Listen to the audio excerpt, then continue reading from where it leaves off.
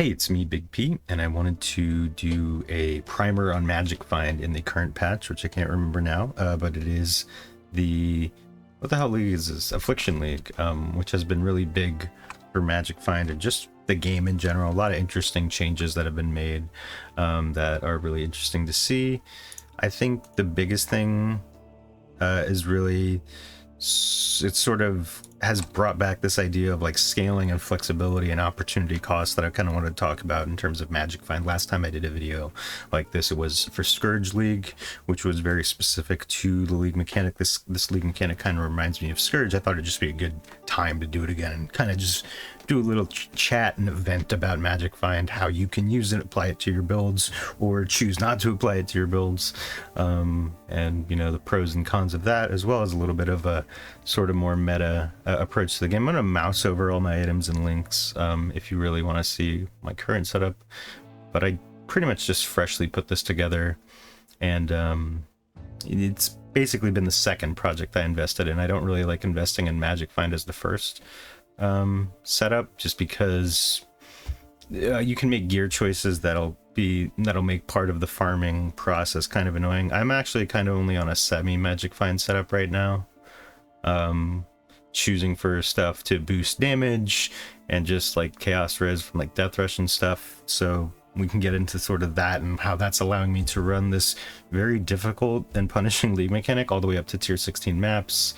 Like for example, I'm using the glove slot, is often very good for attack builds. These aren't even that good, they're just giving me int, but now I'm getting the int from this, which could be better, but it's pretty dank. There's a really high tier of Quant Amulet you can build this league, which you definitely should look into. But yeah, this is definitely what, you know, you see which slots are kind of a setup for the usual suspects like Bisco's Leash, and then what art, and then of course Cast on Death Portal in the Gold Worm here. I don't think any of the links are really finalized. Like, you can take out a damage link, and probably should. I think I will once I'm 95.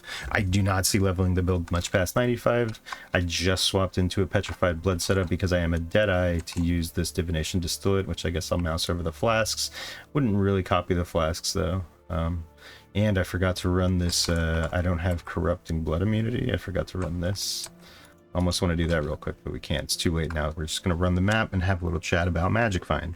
But first, let's start. If you're a total beginner and you don't know about these new Diablo 2 mechanics that we're playing in Path of Exile here, Magic Find is basically anything that increases quantity and or rarity of items found. It is often found on very specific pieces of gear and nothing else. It's not on a tree, as far as I know. And then there's conditional ones like Divination Distillate, and then of course metagame, like sort of mapping, scarabs, investment, and stuff like that, sextants and whatever that you can invest even further, that will boost quantity in specific ways. I'm not going to get too much into that. All you need to know is that when people say Magic Find, they're often referring to a build that is geared for it, because the gear really is the heart of what will define a Magic Find character and what will define the experience of someone who's running a build like this. I'm going to run a Burial Chambers, nothing too scary. Reduce crit and temp chains will kind of slow us down a bit, but we are able to run altars. I'm going to run ambush just because I'm still running an Alch and Go strategy just because I haven't really settled on an investment. I'll take a quick look at my Atlas tree as well, but do not follow it at all because it is geared for challenges. I'm farming Torment. I'm doing whatever. It doesn't matter. Don't follow this. Do what you want. Like, for example, I am going to have to mention the elephant in the room being the Abyss setup, which is very sort of dominant, and let's go and try and get some wisps. First, let's at least, before I go into a rant about how I don't like how Abyss is being farmed and I think it's really boring and bad for the game, I'm going to try and run the Wildwood to the best of my ability. I don't usually, I don't really know how to run it that well. We're definitely not doing any of that shit. See, what you want to be doing is getting more kills and following more trails of wisps instead of clearing it, because that kind of eats up your timer or whatever you want to call it.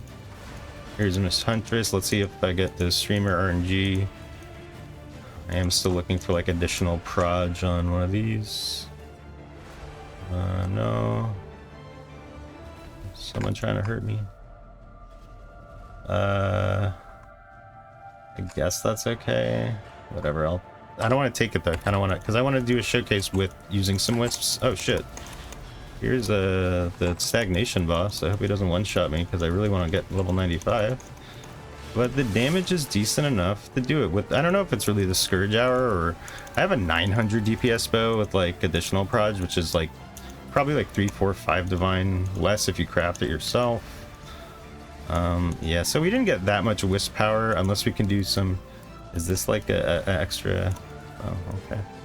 So that's just about 2k. So I guess min-maxing it, I don't really understand how to do it. That's just one of the ways I'm not kind of doing giga juice. Damage is chaos is kind of scary, but I want to do it. But it alone, I think, it's kind of, it reminds me of Sentinel and Scourge, kind of a mix of the two, where you boost and empower monsters, and you kind of see what you know, farming and choosing what to farm in maps in the game. You see what pairs with it well, and I think we're at a really cool part of the game, cool point in the game's history, where the Atlas tree, like, you know, even shouts to Maven, all that Maven stuff is like kind of cool too. There's a lot of farming options, and so I will discuss a bit that Abyss sort of, I'm gonna call it an exploit, like straight up. Like I personally hope my video ages like milk, and like they just kind of fix it this week. Ooh, so I almost died there. It hit my health flask. Leave a like for almost dying in gaming. I just don't want to roll sextants, buy all the I never, like, I understand like that's like a core part of farming and magic finding and, you know, min-maxing your time to play the game, but like I'm working like during the week, and now that I have this set up, I just want to get the most time out of the farming that I'm doing, but like spend that time actually farming, you know, and not just buying stuff to farm an exploit. Not to mention, I think it's an exploit. It's very clunky, weird gameplay to like not kill the Abyssal Spire that spawns a bunch of rare monsters that's spawning more than intended because it has additional projectiles. Like, they used the phrase unintended mechanic with Abyss, so they immediately abandoned it, or not abandoned, disabled it in private leagues. I think, I'm hoping Softcore Trade and all the other leagues are to come, are to follow, because I think it's just anti-fun. It's just, it reminds me of like when people were saying they were being funneled into doing ATOLs or whatchamacallit, for Harvest, back when it was in Harvest. Ooh, I'm gonna die to this. Oh wow, I was just outside of the radio of that.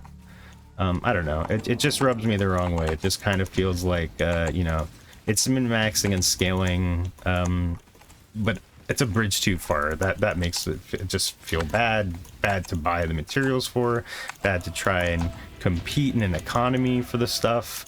Like, it's just so much more fun to just alch and go with whatever, and then if I really want to, you know, I can run, like, you know, there's loot explosions happening here. I don't know if you can really replicate it with T-Shot on a lower budget, but I found that Caustic Arrow, which probably has a lot of cool new tools, is very fun. You can also, you know, build a hybrid build. Scaling and what you like is really the most important thing to keep in mind. Oh, I really hope I don't die here. Okay, I thought I was gonna log almost. Really need to get that corrupted blood immunity thing. Here's an Abyss. Let's see. So I don't know. It just doesn't feel great. I'm gonna loot them out after, just so we can kind of keep this video a little bit cleaner. Luckily, I will say this league compared to like Scourge. Okay, so let's see. Like, does it just spawn monsters? Like, I don't know. I'm T-Shot with fucking Mirage Archer. I'm killing everything. Okay, I don't have time to roll these sextants and roll. You have to roll your maps with additional prods. Like, get the fuck out of here, dude. Like, I'm not doing that. I'm sorry. I don't care how much money it makes. It makes the game unfun, and that kind of brings me. Oh, there's that one shot. The 2 was invisible that whole time. What a dick. And like, those are the monsters that you're gonna be fighting? Fuck that. No way. I'm not running that. It's way more fun to just run what you want, run to play for challenges, and then make another build with the money that you're making, you know? Like, I don't know. I feel like some people play the game and like run it to get a headhunter, but then as soon as they do, they just turn the game off. Like, that's when the fun begins. Like, you know, like, I don't know. But you know, like I said, you do you. Don't do. Yo, this thing is so okay. Come on, buddy. Look at all that ES he just gave me when he died.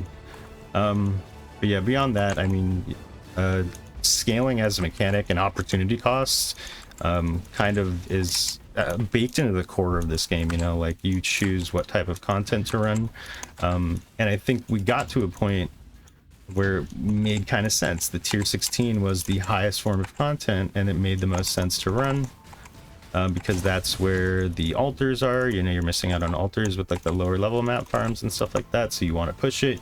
You want to push your build to be able to do the league mechanic, which is boosting quantity at tier 16 level. I feel like that's just, you know, that just makes sense to me as a progression that you kind of want to rush for. And I said I wasn't gonna, let's go do the boss. Yeah, this is really just more of a showcase that like this can do. This isn't like super giga juice. You'd probably need a party and an aura bot to really get that going, but as a solo MFer who's not, oh god, double empowered boss, kind of scary. Let's see. Yeah, we're doing some damage here. We got Farch. Ooh, there's some big chaos damage there. Oh boy, she's getting a lot of stuff. But this is like a DPS. It's like Elder. It's like Uber Elder. Such a good fight. It's like a DPS check. All right, and then it drops a chaos orb, so that's cool. Beyond that, scaling as a difficulty and opportunity cost is like you choose, like for example, I'm using 1 Venters, I could use 2. I'm using this instead of Sedemas. I kind of want to get into a Sedemas with like a curse on hit, because that's, you know, an opportunity. I'm not doing any curses in my build right now, besides the projectile, the mark on hit, which is somewhere, I don't know, it's somewhere here. You know, like there's a lot of different choices you can make to scale your build the way you want it, and much in the same way, farming is kind of determined by what you're interested in, what your build is good at, so you kind of have to play it by ear.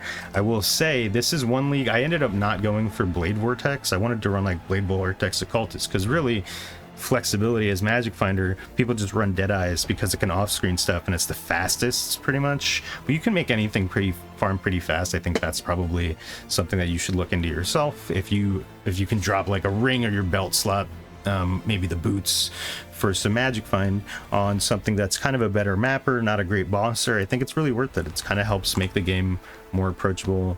In terms, it makes your farming really more valuable, which I think is like the worst thing you can do. You got to treat your hideout like lava, you know, you got to run the maps, get in the maps that you have the setup. I even have issues with it.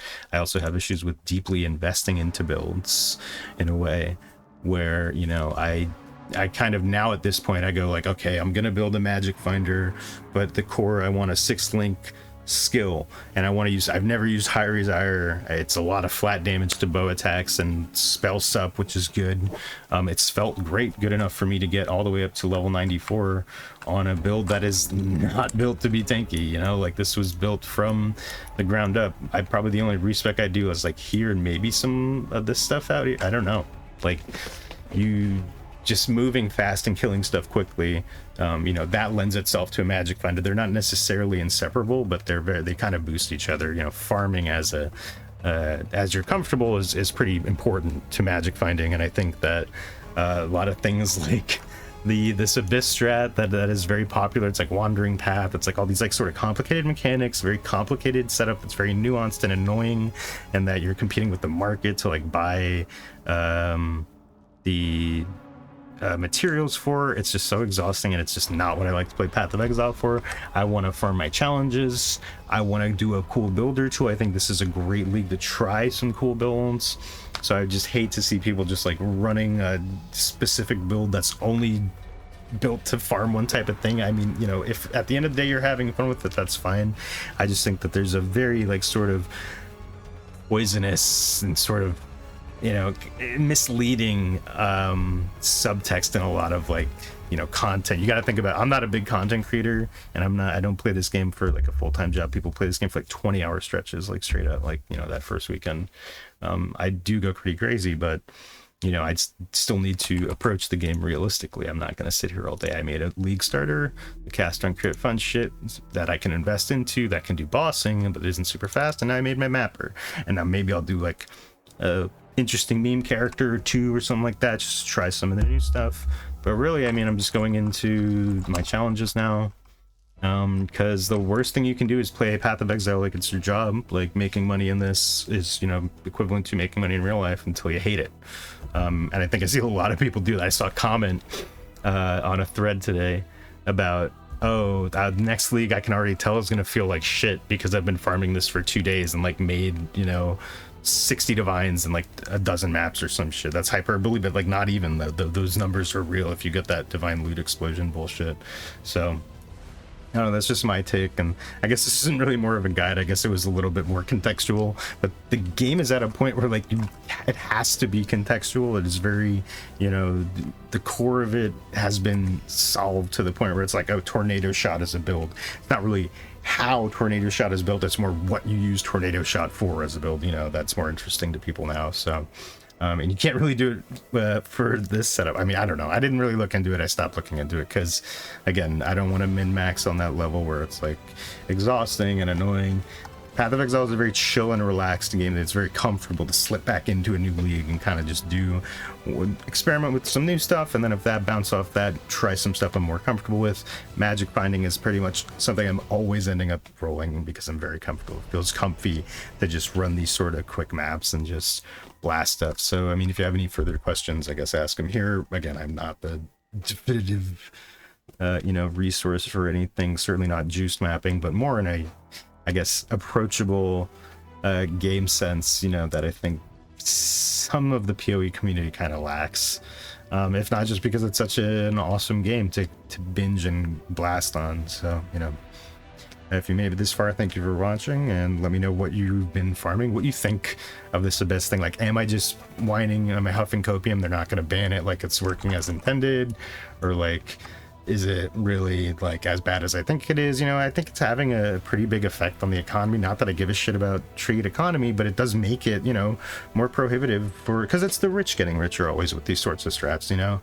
So it makes it more prohibitive to build like into interesting builds and try stuff. You know, but like I say, you gotta zig when people zag or whatever for this sort of stuff. Like, I'm just running the abysses and hoping that it drops the abyss scarabs, because I'm pretty sure I haven't checked the prices, but I'm sure they're sky high, so you can avoid them, you know, kind of trying other stuff where, hey, play another game, you know. Like, there's other games besides Path of Exile, I think, ultimately, and you got to kind of manage your, don't get lost in the maps and then until you hate it, you know. Farm something, do your stuff, and have fun. And thank you for watching. I'll see you in the next one. Ooh, end with the Veritania song. Love that song. All right, peace.